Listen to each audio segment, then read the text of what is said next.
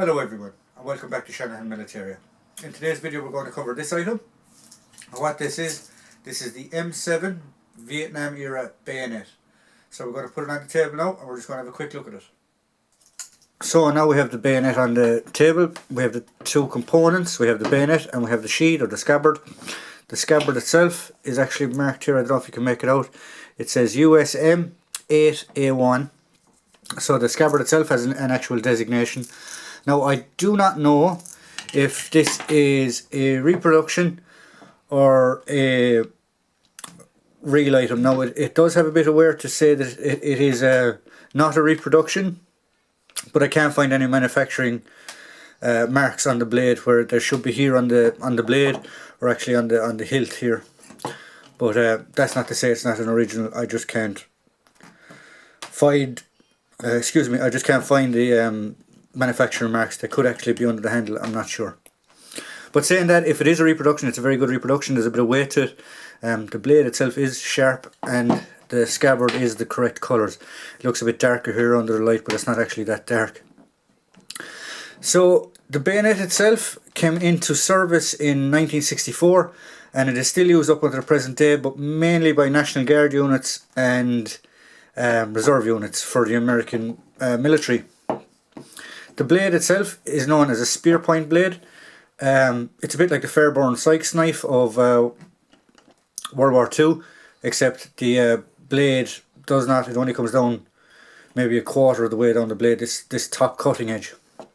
Now, as a bayonet, it has a couple of drawbacks in the fact that if you were to penetrate a target, we'll say, beyond this point, because there is no blood groove on the actual bayonet, the bayonet could come lodged in your target. So I know it sounds a bit gruesome and a bit gory, but that is an issue that can happen with this bayonet. From the training videos of the Marines that I have seen using this, they mainly use it as a slashing weapon and a poking weapon, but they were trying not to go beyond this, whereas most armies, I know for a fact the Irish Army or the Irish Defence Forces and the British Army are trained to pretty much use the whole blade, whereas that differs from the American Army. So we'll just do a quick few measurements. So the actual blade itself is 17 centimeters, which would make it just over 6.5 inches long.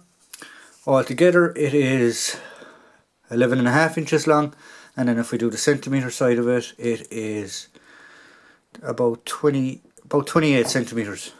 I don't know if you can see that, about 28 centimeters in length.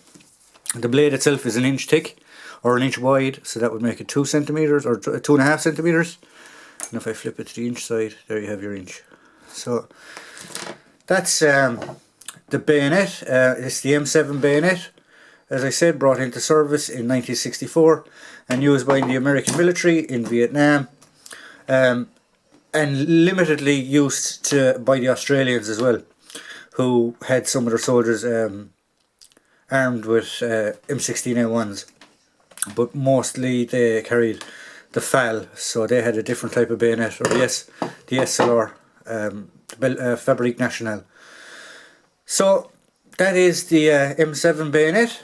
If you like what we provide here at Shanahan Militaria, please like, please subscribe, and please tune in for the next video. Thank you very much.